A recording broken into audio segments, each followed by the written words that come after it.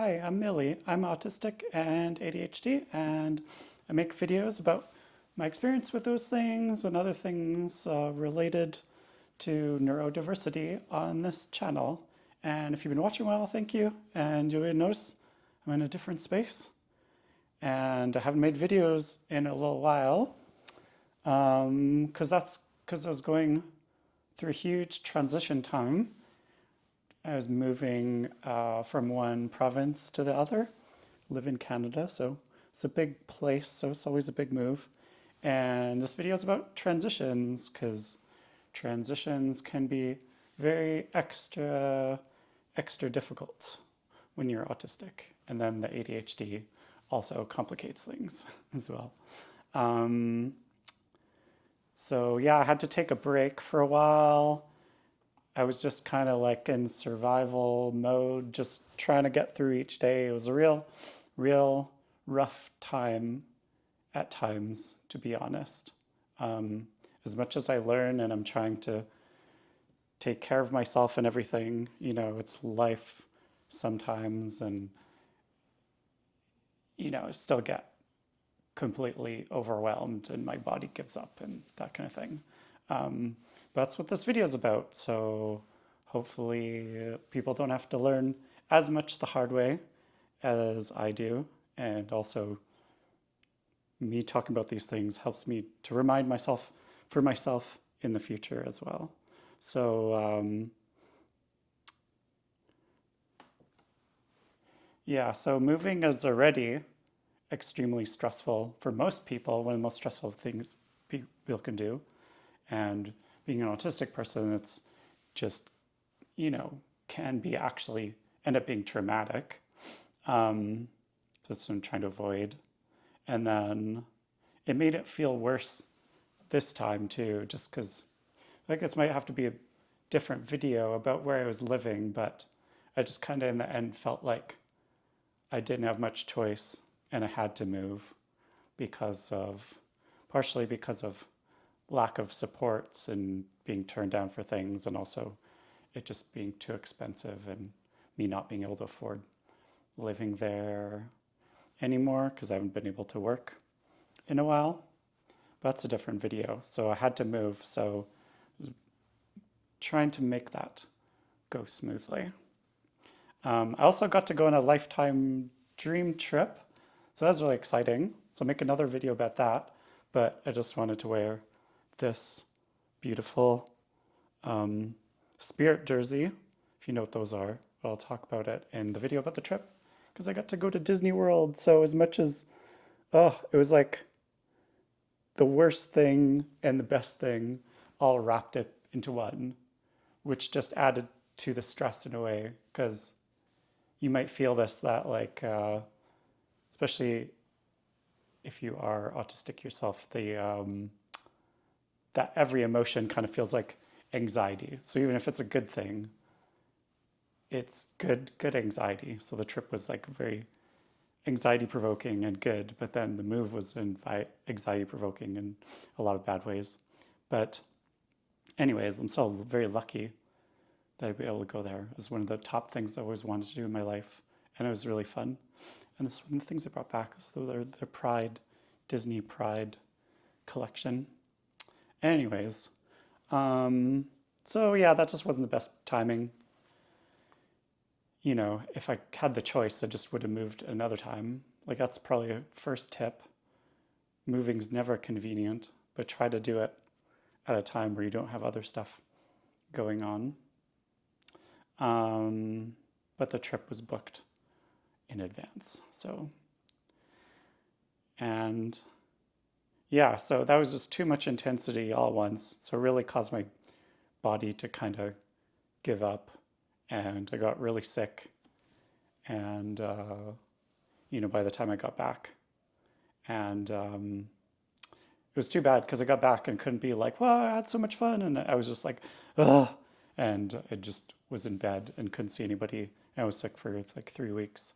But yeah, and I always try to say in these videos, remember, like if you see me now, I seem pretty good. I am good now, but that's why I'm making a video. I only make videos when I have the energy to and my brain is functioning in a way that I can do it and all those things. So it's self-selective of better times. But yeah, so things are settling in now, getting better. I'm liking my place. And yeah, even though it's been rough, there's been good things too. I'm lucky I have a lot of support from friends and family, and I'm excited about some of the things that I'll have here. Like the space is good. It's going to be better for filming. I was in such a small little box before where I was living. So every time I wanted to do a creative project, I would have to tear something down, which again, like ADHD and stuff, is a real barrier to doing things. If you have to set things up, it's just harder to do them. So now I have enough space so I can have a little zone for each project. So I think that should help. And then it's so frustrating being sick and tired and overwhelmed and just trying to get to the point of being settled in and being frazzled. But then every day I go to bed thinking of just like, I just have like creative projects going off in my brain that I really want to do. And that's so much endless frustration of being autism, I think, as well. It's like just being so tired all the time and wanting to do so much more than your energy has, whether it be work things or fun things, everything, fulfilling things. So yeah, this video is about transitions and these difficult times and what helps. And this is a really big transition, but they're small ones. And what do I mean by transitions? Transitions are just changes in place, activities. So it can be small. Like what I was thinking about is just getting like a transition of getting out of bed in the morning, like sleep to wake kind of thing. I find that very difficult. It's cold, don't want to leave. It's like sensory thing, achy, whatever. So that's just like an example of a small transition. Just switching tasks, from like trying to like, I don't know. For me, I'm like working on making a video or something, script, needing to do the dishes, or even just switching to something fun. It's all hard. All the transitions are hard. Even if I have the time and want to like just do something fun, like play video games, it's still the transition to that is still difficult. Going from place to place, like from outdoors to indoors, that's a big one for like sensory. Big sensory changes, the air temperature, humidity, that kind of thing. And they can also be, oh, it's my Minnie Mouse cup.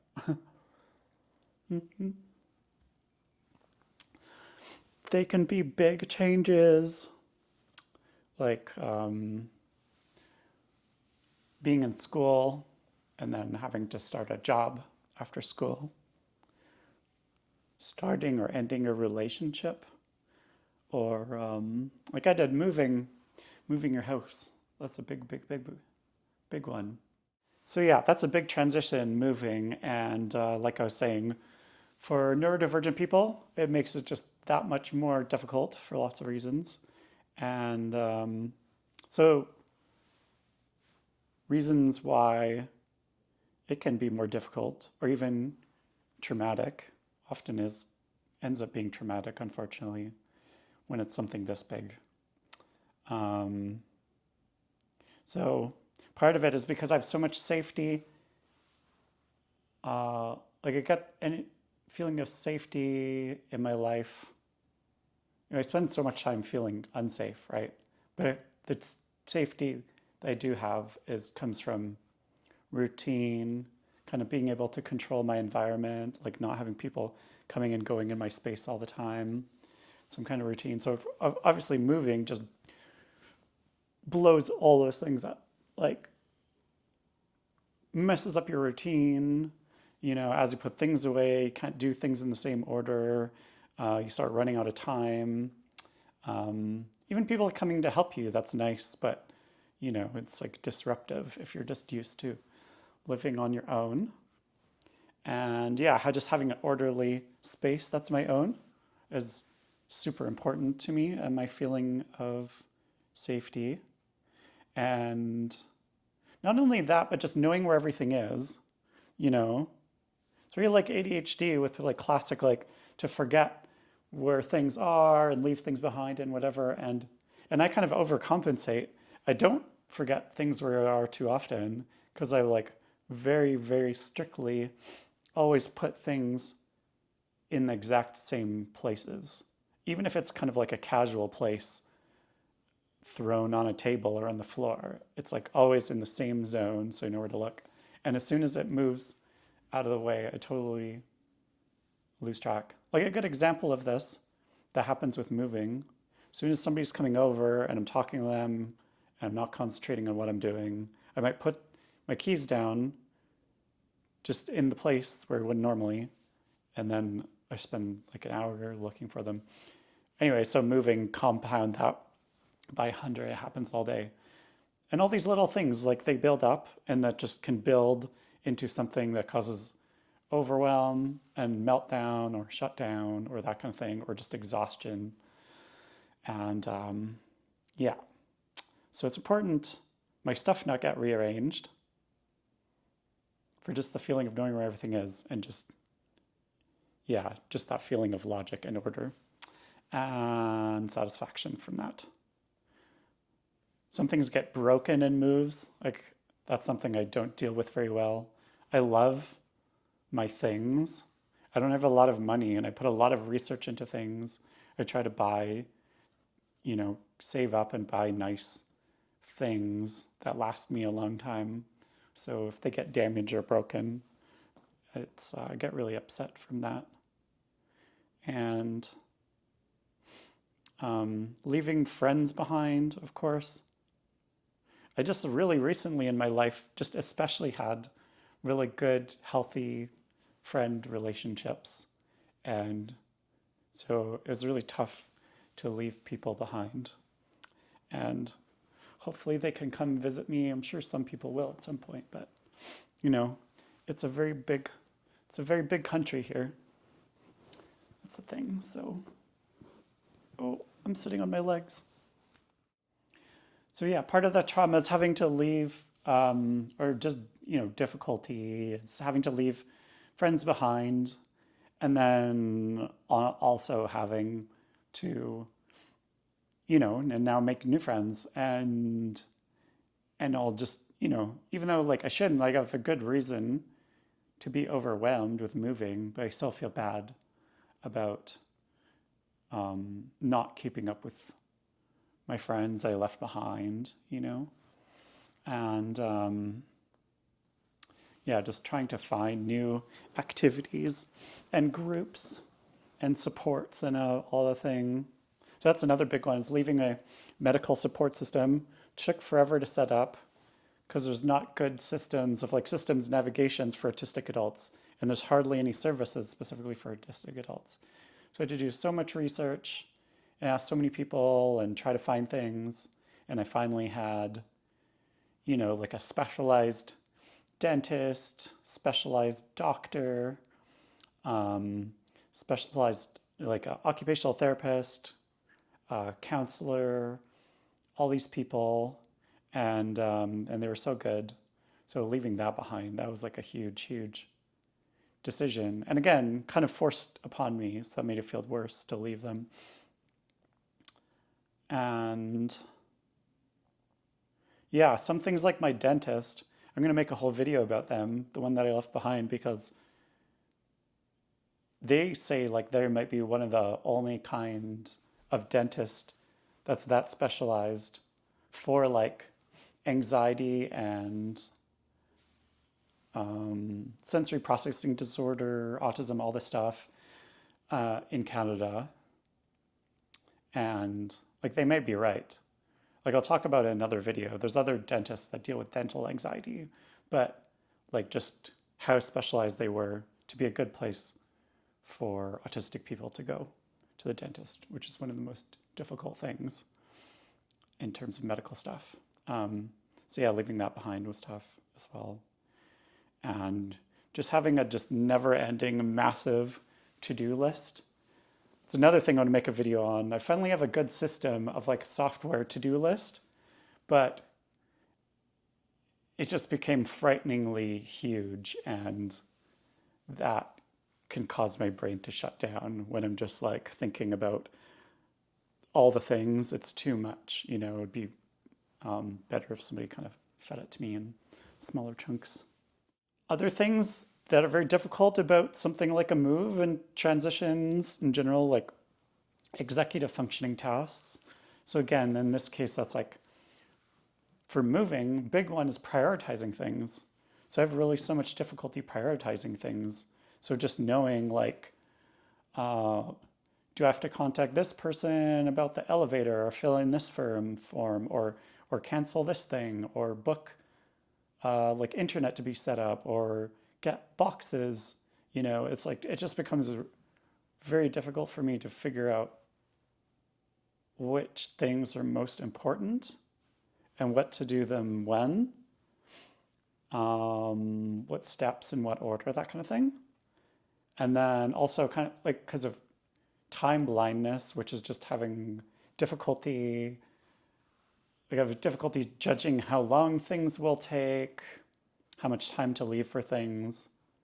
And that's like huge for moving because you have this very specific time everything has to be done. And I had to go on a trip too, which is even worse. So yeah, that makes it difficult. And yeah, and just having so much paperwork.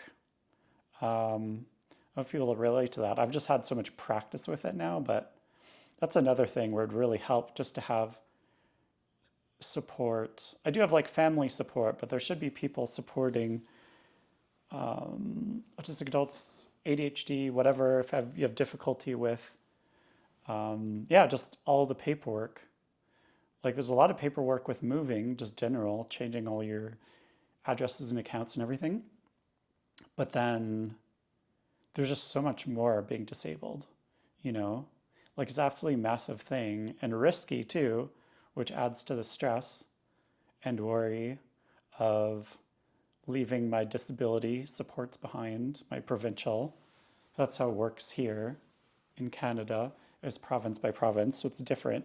So I lose that, and I have to reapply, and now I also have months and months with basic almost no income. Then I have to apply for income assistance, and it's like just any minor sense of stability I had financially, even though I was poor, like that just goes out the window for at least for a while. And trying to set it all up is difficult, but it's also just degrading and itself kind of traumatic because of having to talk about past trauma and like focus on all the difficulties I have instead of focusing on the strengths, right? It's still a very like, what's all the problems with you process. So having to go through that again really is terrible. It's really not fun. And yeah, just getting into a new space. So I moved again, don't know where things are for like a really long time. It just becomes comical anytime I tried to leave the house because I'd be like, where's my, now I'm in a much colder place, and where's my gloves, and where did I put my stuff to clean my glasses, and I need a lip balm, and where did I pack that, and you know, blah blah blah blah blah, and you know, takes me like an hour to try to figure out how to leave the house or do, you know, makes it so much harder to like get up in the morning, do morning routine because I don't know where all my stuff is. And just from a sensory perspective too, that's been huge. It's like I've moved provinces and it's colder, it's so much drier here, and I already feel so much dried out now. So I just feel like dried out like a raisin. So I'm just trying to work on that. Coming up with new systems to work around sensory issues, having to spend money that I don't have on, you know, like figuring out, there was just issues with this place that we had to figure out that was causing sensory issues to me.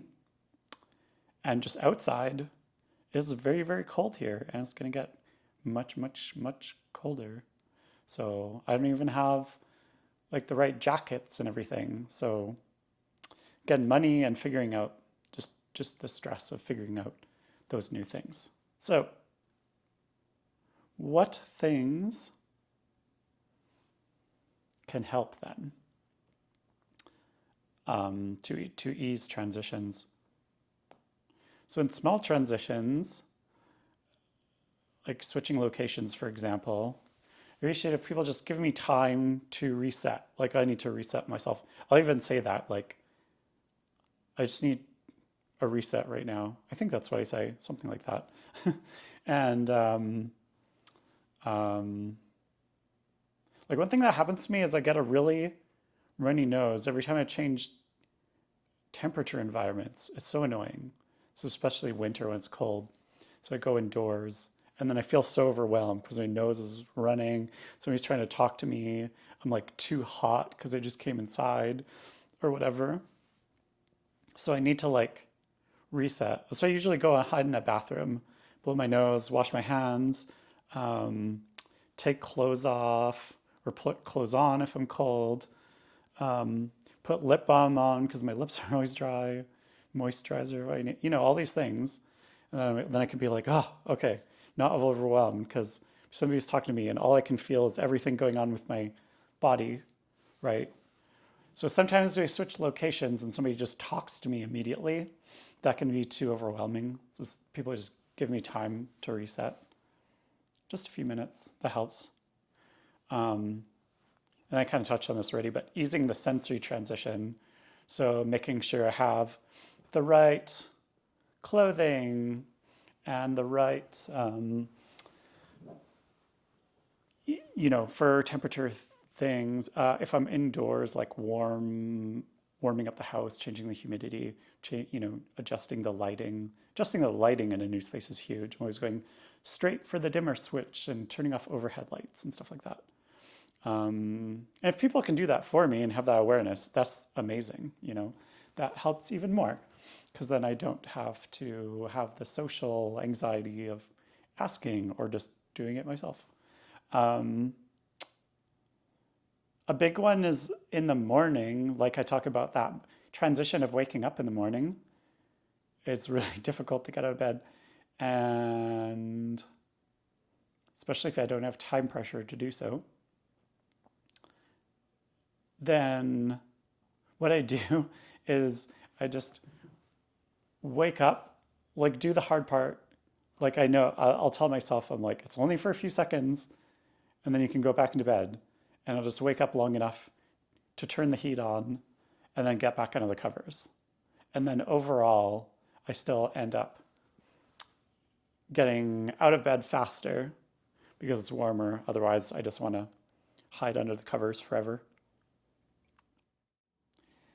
Yeah, so for big transitions, the bigger it is, then what helps is to know the further in advance I can know details about what's going to happen, what I need to do, just as much detail as possible. That really helps me. Um, that helps me prepare myself. It helps me know what I will need to ask for help with. Um, One of the worst things people can do is be like, oh, it's fine. Like they decide that it's not a big deal, even though it is a big deal for me. And they're just like, don't worry about it, or you're just stressing yourself out. You know, like I need to know the details so I can just know for myself if it's going to be a problem or not. And helps if I can understand too, like that time gives me time to prepare. But if somebody can help me understand what the change means, I find it hard to do that sometimes, like project myself in the future and be like, what does this transition, this big transition, really mean for my life? You know? Like that I haven't quite figured out, but that's like something that I find really difficult. And so sometimes it's almost too easy to go into a big transition because I don't have a realistic expectation of what's involved or how it'll change my life or how difficult it'll be.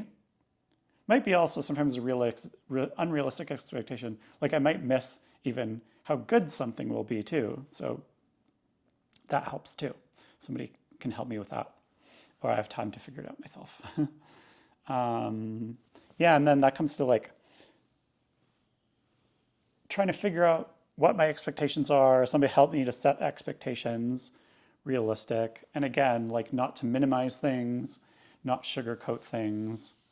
And especially because if somebody says like, oh, something will be this way, like, you know, like if somebody just says something, it'll be easier than it really will be. Like I just take people at face value, so I'll just believe them. And then when it really is difficult, you know, like if somebody says, like we're gonna go on this hike, which I like to do, but then they say like, oh, it's short and it's like not that cold and it's not gonna be rainy and there's not that many heights and like all these things that I have a lot of issue with. They might get there and then all those things are there and then I'll be really disappointed. Where I could still do the same thing, and if somebody told me accurately, then I could go and just feel good about myself doing something challenging rather than being unprepared and then just being upset and maybe even having a shutdown or a meltdown or something. Or I can just decide not to go. And then if something like this move is just something I have to do and I don't have agency over, then it's good to help like have expectations of how it's really going to be.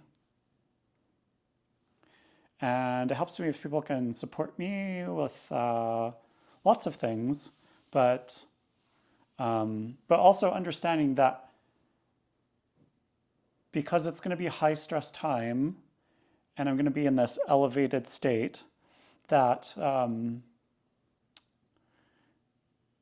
you know, the more in this elevated, stressed out state, the more I'm using the base parts of my brain and not being able to access those higher functions. So it basically what it means is I just need more help, and for people to be aware that I might need help with things that otherwise I could normally do if I had the spoons, if I had the energy, and my mind was rusted. And then anything I do have difficulty with is just going to be even more difficult when I'm stressed and tired and everything. And so I might need even more help with putting things in my calendar or booking things. You know, those are things individually I might be able to do, but when there's 20 of them all at once, I might just get stuck and need some help with them. And then once a bit is cleared off my plate, then maybe I'll be able to do some more again. But just people just be aware of that change, variable ability to do things. And so that really helps, especially if people can, I use the online like Google Calendar, any calendar system, and to-do lists. So if people can put things directly in my calendar and to-do list, that helps with the planning and time blindness and expectations and everything. Because then I see how busy I really am. And just having more time gives myself time to do the things, part of the process I am actually good at.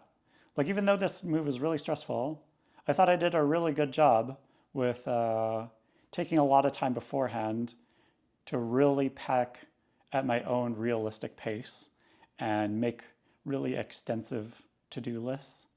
Again, I have to work around the size of the list being overwhelming, like how to feed it to myself in little pieces, but I really like documented a lot of the stuff I had to do really well, I thought. But that was the thing. I needed time and expectations and enough advance warning to be able to do that. And the other thing is to expect me to need recovery time as well. So the bigger the transition, so like I was saying with the small transition, it's like small little reset recovery time. And a big transition, it took me almost a month to just start getting over. Like after a month or 3 or 4 weeks, then I was just starting to slowly get back into doing like a little bit of unpacking and organizing each day, and then bit more, a bit more. And yeah, so just expect that. Might not be able to be social, be exhausted, might be shut down, might be more prone to, like I had a couple, maybe a couple panic attacks, a couple meltdowns kind of thing, unfortunately. But yeah, just to expect those kind of things and know what helps. And for any transitions, just helps for people around me to have patience. And yeah, again, the biggest things are time, just having enough time to not be rushed, and for the timing not to be forced if possible. Sometimes in life that doesn't work. And just having agency, that's been running through this whole thing.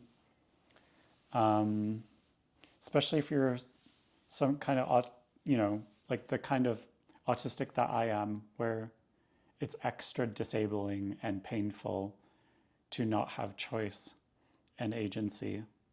So if decisions are rushed or forced upon me, that kind of thing, that really makes it a lot worse. And if the transition is going to take a long while, like moving, try, if at all possible, if you have time and energy, but just build in, like try to reward yourself with fun things, try to do some fun things, whether it's just like, it's low key, just like play a video game, go sit in a forest if you like that, have some tea, that kind of thing. And yeah, so that's about transitions and a life update. So thanks for sticking with me. And yeah, I didn't want to pressure on myself to make too many videos. I just really wanted to wait till I felt ready. Again, I have lots of ideas for videos, so there'll be more coming when I have the energy to do them. But thanks so much for watching. I really appreciate that. And take care. Thank you. Bye.